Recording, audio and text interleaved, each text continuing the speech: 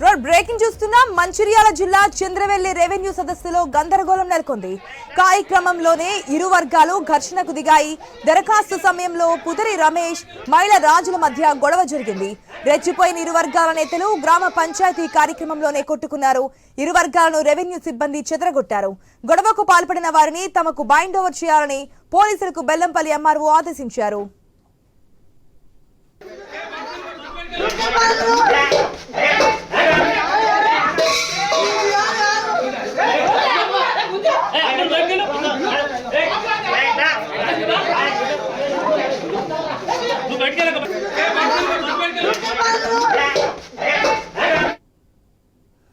మంచిర్యాల జిల్లా చంద్రవెల్లి రెవెన్యూ సదస్సులో గందరగోళం నెలకొంది.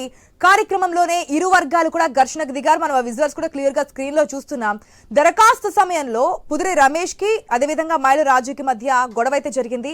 రెచ్చిపోయిన ఇరు వర్గాల నేతలు కూడా గ్రామ పంచాయతీ కార్యక్రమంలోనే కొట్టుకున్నటువంటి విజువల్స్ కూడా మనం క్లియర్ గా స్క్రీన్ లో చూస్తున్నాం.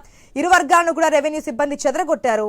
గొడవకు పాల్పడిన వారిని తమకు బైండ్ ఓవర్ చేయాలని పోలీసులకు బెల్లంపల్లి ఎంఆర్ఓ కూడా ఆదేశించినటువంటి సిచ్యువేషన్ మనం చూస్తున్నాం. దీనికి సంబంధించి మరిన్ని అప్డేట్స్ మా ప్రతినిధి శ్రీనివాస్ ద్వారా తెలుసుకుందాం. శ్రీనివాస్, డైరెక్ట్ గా మనం చూస్తున్న విజువల్స్ లో అటు ఆడవాళ్ళు మగవాళ్ళు లేకుండా ఇద్దరు కూడా ఇరు వర్గాలు కూడా కొట్టుకుంటున్నటువంటి విజువల్స్ మనం క్లియర్ గా చూస్తున్నాం. అసలు గొడవకు గల కారణం ఏంటి? ఆశా, మంచిర్యాల జిల్లా బెల్లంపల్లి మండలంలోని చంద్రవెల్లి గ్రామంలో నిర్వహించినటువంటి రెవెన్యూ సదస్సులోనైతే రసవత్తన అయితే మారింది.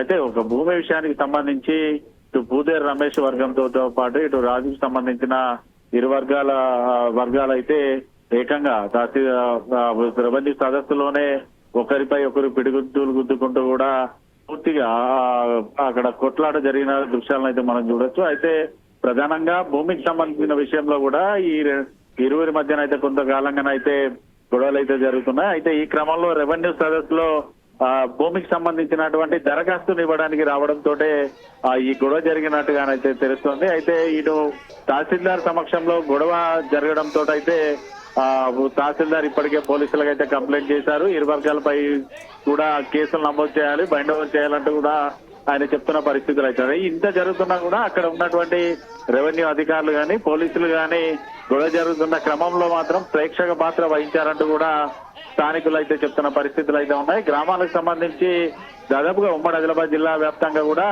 రెవెన్యూ సదస్సుల్లోనైతే కొంత గందరగోళ పరిస్థితులు అయితే నెలకొంటున్నాయి.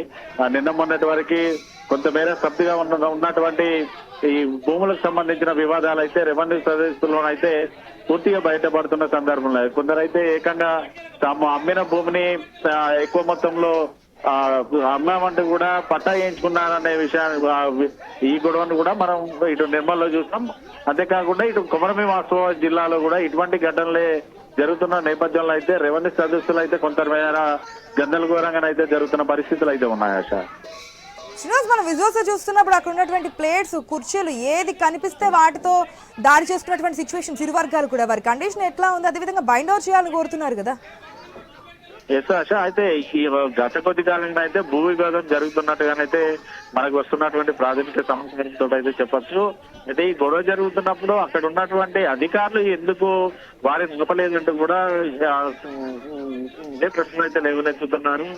ఇటు కార్యాలయానికి సంబంధించి గ్రామ పంచాయతీ కార్యాలయానికి సంబంధించినటువంటి ఫర్నిచర్ అయితే పూర్తి స్థాయిలో ధ్వంసమైంది.